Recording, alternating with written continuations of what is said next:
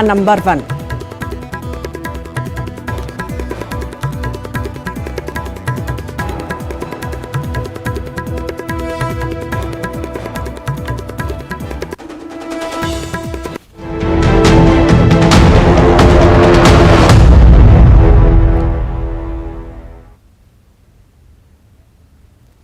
नमस्कार, बहुत स्वागत है आपका इवनिंग एजेंडा में। मैं हूं आपके साथ ऋतु ज्ञानवानी। आप बात करेंगे इवनिंग एजेंडा में सबसे बड़ी बड़ी खबरों की, 6 बजे की 6 बड़ी खबरों की बात करेंगे। ये 6 तस्वीरें आपको दिखा रहे हैं, 6 तस्वीरें अलग अलग जगह की, 6 बड़े बड़े मुद्दे जिन पर हम आज इवनिंग एजेंडा में यानी 6 बजे बात करने जा रहे हैं। सबसे पहली तस्वीर आप देख रहे हैं विकास यात्रा की तस्वीर है। विकास यात्रा ओरछा में हुई है, जहां पर मुख्यमंत्री शिवराज सिंह चौहान ने समापन किया है।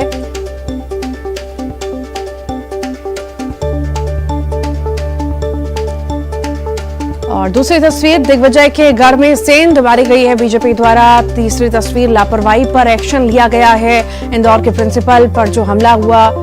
और चौथी तस्वीर धीरेन्द्र शास्त्री की भारत बनेगा हिंदू राष्ट्र, उनका बयान आया है। और पांचवी तस्वीर महाकाल के दरबार में खिलाड़ी पहुंचे हैं। छठी तस्वीर क्रिकेटरों ने पसीना बहाया है। ये 6 तस्वीरें 6 बजे की 6 बड़ी खबरों की हम बात करने जा रहे हैं।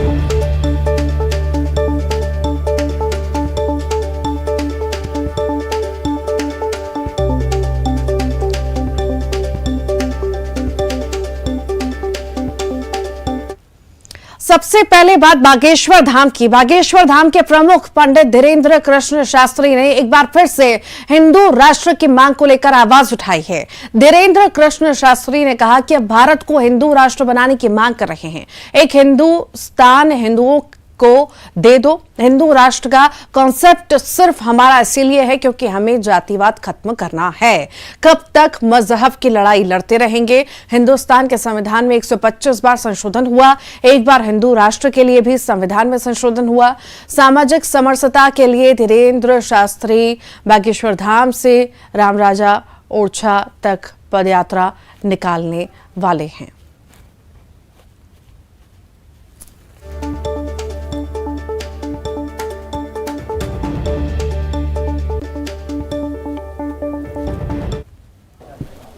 जितना कैंसर से इंसान को खतरा है, जितना कोरोना से लोगों को खतरा है, उतना ही जातिवाद से हिंदुत्व को खतरा है।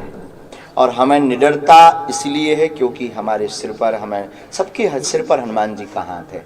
लेकिन हमें ये लगता है कि हमसे हनुमान जी ये कार्य करवा रहे हैं कि बेटा तुम दुनिया में आए हो, इस सिद्धि के बल पर भारत को हिंदू राष्ट्र बनाकर जाओ। और हमें भरोसा है कि ये होगा। इन आरोपों से हम इसलिए नहीं डरते क्योंकि लोगों के पास अब कोई उपाय ही नहीं है बागेश्वर धाम को गिराने का। क्या ऑप्शन है? सिद्धि में जीत नहीं पा रहे, बातों में जीत नहीं पा रहे, काम में मुकाबला नहीं करते। हम तो कहते किसी को हमसे जलन बरकरार है, वो हमने 125 बेटियों का विवाह किया है, वो 500 का करके बताए। मकान बिक जाएगा, मकान बिक जाएगा। बागेश्वर धाम पर 3 साल से भंडारा चल रहा है और कोई व्यक्ति 1 साल चला के बताए अपने घर पर, मकान बिक जाएगा। बालाजी और गुरु की कृपा हम कभी लाग लपेट नहीं जानते हैं, क्योंकि सांच कितने दिन तक छिपेगा हम ये जानते हैं। सूर्य को घना बादल कितने देर तक छिपाए रखेगा, वो उभर करके बाहर आएगा। और हम भी अगर सत्य को छिपा देंगे तो बाहर आएगा। इसलिए हम खुद चाहते हैं कि पूरी दुनिया सत्य देखे हमारे बारे में। हमारे भाई दरबार अगर प्रोपोगंडा करते तो जो अभी बीच में वो हुआ लाइव टेस्ट, क्या होता उसमें? नहीं, उसमें पोल खुलती कि नहीं खुलती? अब अपन ही ने पोल खोल दी। जो सत्य होता है वो कभी ना कभी बाहर आता है। और ज्यादा जानकारी के लिए सहयोगी राजीव रावत हमारे साथ जुड़ गए हैं। राजीव, पंडित धीरेन्द्र शास्त्री हिंदू राष्ट्र की मांग पर एक बार फिर से मुखर नजर आ रहे हैं।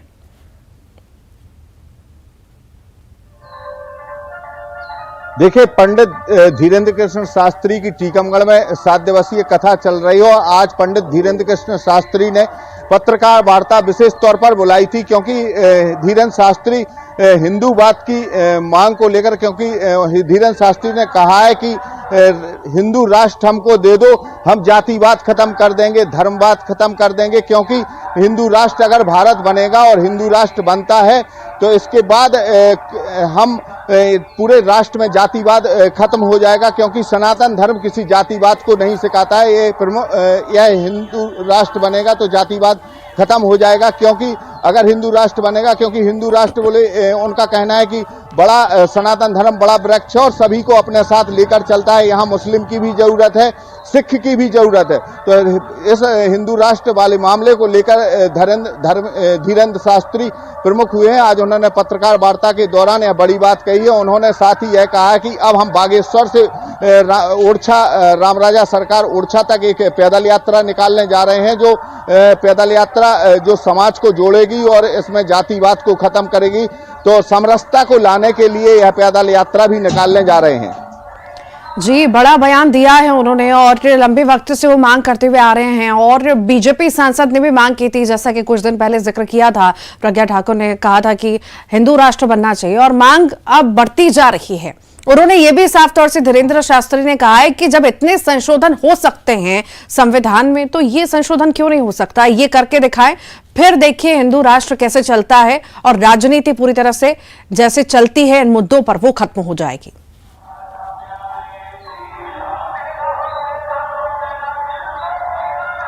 देखिए, हिंदू राष्ट्र के मुद्दे को लेकर पंडित धीरेन्द्र शास्त्री लगातार अपने मंचों से, कथा के माध्यम से कहते आ रहे हैं, क्योंकि धीरेन्द्र शास्त्री चाहते हैं कि भारत हिंदू राष्ट्र बने और वह हिंदू राष्ट्र, उनका कहना है कि हम हिंदू राष्ट्र बनाकर रहेंगे और सभी हिंदुओं को एक होना पड़ेगा। इस मामले को लेकर धीरेन्द्र शास्त्री ने कहा है कि पत्रकारों का सवाल का जवाब देते हुए उन्होंने कहा है कि संविधान में इतने संशोधन हो गए हैं, तो हिंदू राष्ट्र के लिए जब हिंदू इकट्ठे होंगे तो इसके लिए सरकार को संशोधन करना पड़ेगा। तो हिंदू राष्ट्र के लेकर लगातार मांग अब उठती जा रही है, क्योंकि जो प्रज्ञा ठाकुर हैं उन्होंने भी हिंदू राष्ट्र को लेकर मांग की और धीरेन्द्र शास्त्री हिंदू राष्ट्र को लेकर लगातार अब मांग कर रहे हैं। हर मंच के माध्यम से हिंदू राष्ट्र को लेकर मांग कर रहे हैं। धीरेन्द्र शास्त्री लगातार हिंदू राष्ट्र को लेकर बयानबाजी भी कर रहे हैं, जिससे ठीक लौटती हूँ आपके पास, मैं लौटती हूँ। कांग्रेस नेता अजय यादव जी जुड़ गए हैं। अजय जी, बहुत स्वागत है आपका न्यूज 18 MPCG में। पंडित धीरेन्द्र शास्त्री कह रहे हैं, फिर से एक बार उन्होंने मांग उठाई है, मुखर हुए हैं वो हिंदू राष्ट्र को लेकर। आखिर कांग्रेस इसे किस तरह से देखती है, क्या वाकई हिंदू राष्ट्र बनना चाहिए? इस मामले में कांग्रेस पार्टी का रुख पहले ही स्पष्ट है कि जिस तरह की भी देश के निर्माण के समय स्थापित हुआ है कि संविधान के अनुसार ही इस तरह के निर्णय लिए जाते हैं। और पूर्व में प्रदेश कांग्रेस अध्यक्ष कमलनाथ जी एवं हमारा राष्ट्रीय नेतृत्व भी स्पष्ट कर चुका है। ये भारतीय जनता पार्टी के नेताओं द्वारा एक भ्रम फैलाया जाता है, जिससे राजनीतिक लाभ दिया जा सके। अगर सरकार को इस दिशा में कोई कदम उठाना है तो संविधान संशोधन के लिए पहल करे, अन्यथा इस तरह के राजनीतिक बयानबाजी को केवल हवा दी जा रही है। और साथ ही महत्वपूर्ण विषय है कि बागेश्वर धाम जी हों या अन्य संत हों, क्यों वो अपने आप को असुरक्षित महसूस कर रहे हैं? केंद्र में, राज्य में भाजपा की सरकार है, उसके बाद भी साधु संतों को लगता है कि हिंदू राष्ट्र होना चाहिए, तब ज्यादा सुरक्षित होंगे। तो ये भारतीय जनता पार्टी सरकार को आईना दिखाने वाली बात है। जी जी जी, क्या लगता है आपको, जिस तरह से हिंदू राष्ट्र की मांग की जा रही है, आप लोग तो सपोर्ट कर ही रहे हैं, फेवर है ही, और बीजेपी अभी खुलकर नहीं कह रही है, पर अगर हिंदू राष्ट्र बन जाता है तो क्या लगता है आपको, सारी समस्याएं खत्म हो जाएंगी क्या? जो लड़ाई जो आपस में चलती रहती है, राजनीति चलती रहती है, वो खत्म हो जाएगी क्या? देखिए, कांग्रेस पार्टी एक गंभीर राजनीतिक दल है, देश की आजादी के आंदोलन की पार्टी है, संविधान का निर्माण कांग्रेस के नेताओं ने करवाया, इसलिए हम इस गंभीर विषय पे कोई हल्की बात नहीं करना चाहते हैं। देश में किसी तरह का परिवर्तन ये संविधान के अनुसार ही हो सकता है। इस तरह की मांगों का तब तक कोई औचित्य नहीं है जब तक सरकार इस दिशा में कोई कदम ना उठाए। और इस मामले में हमारा मत केवल वही है जो संविधान में लिखा हुआ है, जो संविधान के हिसाब से संरचना है, वही कांग्रेस पार्टी का मत है। ठीक ठीक, आप लगातार बने रहिए। हितेश वाजपेयी जी बीजेपी नेता हमारे साथ जुड़ गए। हितेश जी, बहुत स्वागत है आपका। पंडित धीरेन्द्र शास्त्री एक बार फिर से मुखर हो गए हैं, वो मांग कर रहे हैं हिंदू राष्ट्र की। आखिर बीजेपी इसे किस तरह से देखती है और क्या वाकई में जो कहा जा रहा है संविधान में बदलाव करने का उनके द्वारा, तो क्या इस बारे में सोच रही है बीजेपी? देखिए, जहाँ तक माननीय धीरेन्द्र शास्त्री जी का विषय है, उन्होंने अपनी बात को रखा है और जैसे आप उसको सुन रही हैं, हम भी उसको सुनते हैं। और हिंदू राष्ट्र का विषय जो है वो स्वाभाविक है कि हमारी दृष्टि में तो एक अच्छा विषय है, लेकिन भारतीय जनता पार्टी के सामने, पार्टी के प्रवक्ता होने के नाते मैं आपको स्पष्ट कर दूं कि अभी हमारे एजेंडा में इस प्रकार की कोई चीज है नहीं कि इस दिशा में कोई संशोधन प्रस्तावित किया जाना हो या उस पर कोई विचार हो रहा हो। हाँ, जब इस दिशा में हम एक ठोस कदम की तरफ कभी आगे बढ़े तो हम आपको जरूर सूचित करेंगे। अभी जैसे आप सुन रही हैं ऐसे हम भी उनको सुन रहे हैं। जी हितेश जी, कांग्रेस कह रही है कि नाराजगी है कहीं ना कहीं संतों में, इसीलिए इस तरह की मांग और इतनी जल्दी इससे पूरा करने की बात हो रही है। देखिए, ये बात सच है कि संत जो है, संत समाज जो है, वो कांग्रेस के शासन से हमेशा नाराज रहे हैं। तो उनको सारी उम्मीदें जो हैं वो भारतीय जनता पार्टी और भारतीय जनता पार्टी की सरकारों से रहती है कि हम कभी तुष्टीकरण के नाम पे हमने संतों को प्रताड़ित होने नहीं दिया, या वो प्रताड़ित हो रहे हैं और कोई बात रख रहे हैं तो केवल तुष्टीकरण के कारण, जैसा कांग्रेस करती है, हमने उनकी बात को ना सुना हो, ये भी नहीं होने दिया। तो इसीलिए स्वाभाविक है कि आज के इस दौर में संत समाज, साधु अपने आप को सुरक्षित महसूस करते हैं, हिंदू सभ्यता संस्कृति अपने आप को सुरक्षित महसूस करती है। तो इसी सुरक्षा को वो संविधान में सुनिश्चित करना चाहते होंगे, इसलिए उनके मन में विचार आ रहा होगा। कांग्रेस से तो वो डरते हैं ही, इसमें कोई दो मत नहीं है कि कांग्रेस अपने तुष्टीकरण के रास्ते पर चलकर उन्होंने देश के टुकड़े टुकड़े कर डाले। तो स्वाभाविक है कि कांग्रेस से ये लोग भय खाते हैं। ठीक अजय जी, हितेश जी, आपका बहुत बहुत शुक्रिया। लगातार राजीव भी जुड़े हुए थे। राजीव, आपका भी बहुत बहुत शुक्रिया। बात करते हैं कोरबा जिले की, जहां बेटी की जान बचाने में मां ने अपनी जान की कुर्बानी दे दी। दरअसल मां बेटी गांव के पास खेत में काम कर रही थी। इस दौरान जंगली सुअर ने दोनों पर हमला कर दिया। बेटी की रक्षा के लिए मां अपनी जान जोखिम में डालकर जंगली सुअर से भिड़ गई। जंगली सुअर और महिला के बीच चले करीब 25 मिनट के संघर्ष में मां और सुअर दोनों की मौत हो गई। तो वहीं जंगली सुअर के हमले में बेटी घायल हुई है। सिंह के द्वारा बताया गया कि एक महिला को सुअर चाब रहा है, जंगली सुअर। और मैं तुरंत जानकारी रेंजर साहब के दिलीप भैया को अपनी गाड़ी देकर फॉरेस्ट ऑफिस भेजा। उसके 3 घंटे बाद लोग आए। अच्छा, मतलब वन विभाग की लापरवाही है। हाँ, वन विभाग की लापरवाही। अगर मानिकपुरी को कुशल भाई द्वारा बताया भी गया और सुनकर भी अपना मोबाइल बंद कर दिया गया। Sugar sir. अच्छा, तो उसी में हमला कर दिया सर। वो मिट्टी खोद रही थी, अपना पूरा सामान रखा है सर, गाड़ी वगाड़ी पूरा। कितने समय घटना लगभग सर? एक 1:30 बजे के लगभग। वन विभाग कितना समय पहुंची सर? वो तो आधा घंटा जैसे सूचना मिला सर, तुरंत हम लोग आगे की क्या कार्रवाई रहेगी आपकी? सर जैसे नियम है सर, उसका जो घायल मृत्यु हो गया, घायल क्या है सर वो तो आप लोग देखिए रहे सब कोई, तो उनको 25,000 जंगली।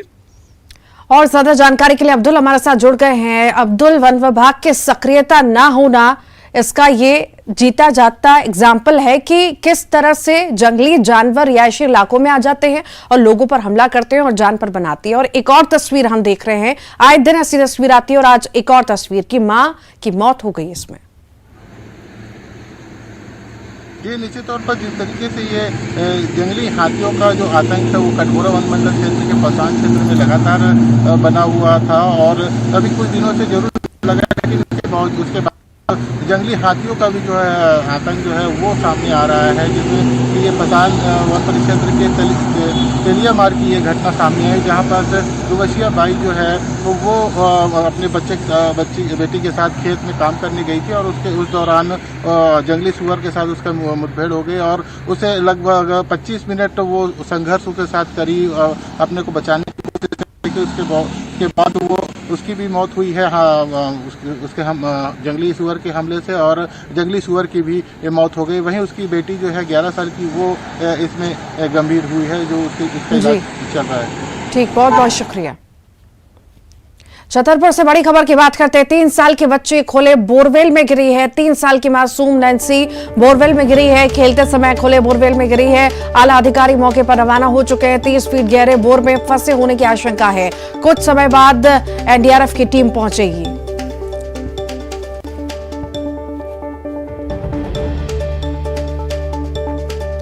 छतरपुर की खबर ये बता रही, 3 साल की बच्ची खुले बोरवेल में जा गिरी है। 3 साल की मासूम नैन्सी बोरवेल में गिरी है।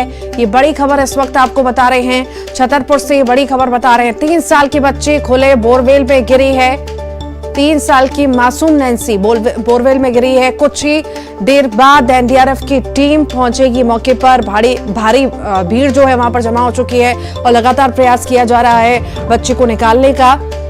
3 साल की बच्ची है ये जो बोरवेल में खुले बोरवेल में गिरी है। आए दिन ऐसे हादसे होते हैं पर सबक कोई नहीं सीखता और एक के बाद एक ऐसे हादसों की तस्वीर फिर सामने आती है। और ये एक और तस्वीर जो आप देख रहे हैं, मासूम बच्ची बोरवेल में जा गिरी है। खेलते खेलते वक्त बोरवेल में जा गिरी। आला अधिकारी मौके के लिए रवाना हो चुके हैं। 30 फीट गहरा बोर ये बताया जा रहा है जिसमें फंसे होने की आशंका है। कुछ समय बाद एनडीआरएफ की टीम पहुंचेगी मौके पर। छतरपुर की ये तस्वीरें हैं जहां पर 3 साल की बच्ची खुले बोरवेल में गिरी है। बड़ी खबर आपको बता रहे हैं, 3 साल की मासूम नैन्सी बोरवेल में जा गिरी। खेलते समय खुले बोरवेल में जा गिरी। ये बड़ा हादसा हुआ है। आला अधिकारी मौके पर रवाना हो चुके हैं। 30 फीट गहरे गड्ढे में बोर में फंसे होने की आशंका जताई जा रही है। एनडीआरएफ की टीम पहुंचने वाली है कुछ ही देर में।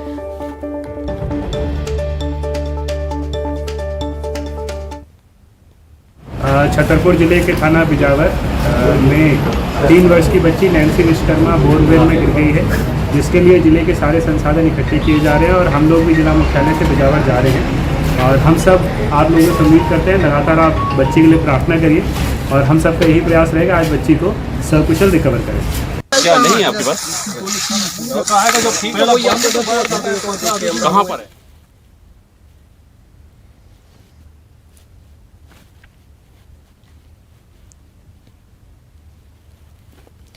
तो बोरवेल में 3 साल की मासूम गिर चुकी है।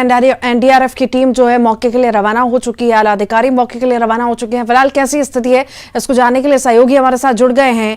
आखिर क्या स्थिति वहां पर बनी हुई है और कैसे बच्ची बोरवेल में जा गिरी, अभी क्या अपडेट है आपके पास, जानकारी विस्तार से दीजिए।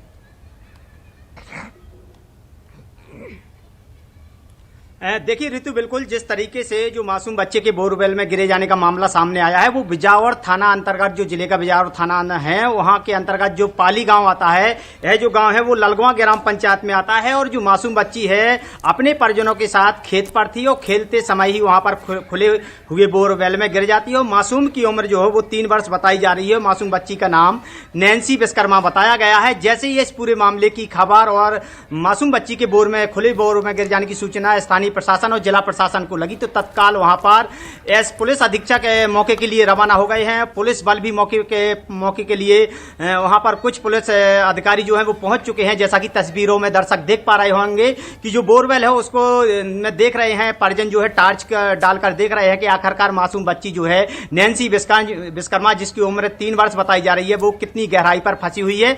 पुलिस भी वहां पर मौके पर बिल्कुल देखी जा सकती है। कुल मिलाकर स्थानीय लोगों का प्रयास जारी है, लेकिन जब तक कोई भी तकनीकी इंतजाम वाले या एक्सपर्ट वहां नहीं पहुंचते हैं या रेस्क्यू टीम या चाहे वो एनडीआरएफ हो चाहे की टीम हो, वो जब तक वहां पर मौके पर नहीं पहुंचते हैं तब तक कोई किसी भी तरह का ये कह पाना अभी बड़ी ही जल्दबाजी होगी कि मासूम बच्ची का रेस्क्यू कब तक होगा। लेकिन ये बात बिल्कुल पुष्ट हो चुकी है। पुलिस अधीक्षक सचिन शर्मा ने इस पूरे मामले इस जो घटना है उसकी पुष्टि की है और उन्होंने कहा है कि वह दुआ करते हैं कि मासूम बच्ची को सकुशल निकाला जा सके। जी नरेंद्र, इस तरह की लापरवाहियां पता नहीं कितनी सामने आती हैं। लोग खुला बोर छोड़ देते हैं और इसका खामियाजा मासूम बच्चों को भुगतना पड़ता है। आखिर इस पर कड़ी कार्रवाई होती क्यों नहीं है? क्यों इस तरह के हादसे बार बार सामने आते हैं? देखिए बिल्कुल, जहां तक बात की जाए खुले हुए बोरवेल की, तो इसको लेकर आज से 1 साल पहले भी लोगासी जो नौगांव थाना अंतर्गत है वहां पर एक बोरवेल में गिरे जाने की घटना सामने आई थी, जिसको काफी कड़ी मशक्कत के बाद और छतरपुर का जो ओरछा रोड थाना है वहां पर भी एक मासूम बच्चा बोरवेल में गिरा था, जिसको कड़ी मशक्कत के बाद साकुशल निकाला गया था। उसके बाद तुरंत जिला दंडाधिकारी यानी जो कलेक्टर हैं संदीप जीआर, उन्होंने सख्त निर्देश दिए थे सभी राजस्व अधिकारियों को और भी तमाम अधिकारियों को, स्थानीय जो ग्राम पंचायत स्तर के कर्मचारी होते हैं और ग्राम पंचायतों के मुख्यालय होते हैं, उनको आदेश जारी करते हुए सख्त लहजे में कहा था कि ग्राम पंचायतों में ऐसे बोरों को या नगर में ऐसे बोरों को चिन्हित किया जाए जो खुले पड़े हुए हैं, उनको भरा जाए। लेकिन यह पर जो बोर खुला हुआ सामने आया उसमें बिल्कुल कहीं ना कहीं लापरवाही है। जिन्होंने बोर का खनन कराया था उनके द्वारा इस बोर को नहीं बंद किया गया, इसलिए आज ये बड़ी घटना सामने आई है। जी ठीक, बहुत बहुत शुक्रिया नरेंद्र। और इसी के साथ ही फिलहाल के लिए इतना ही।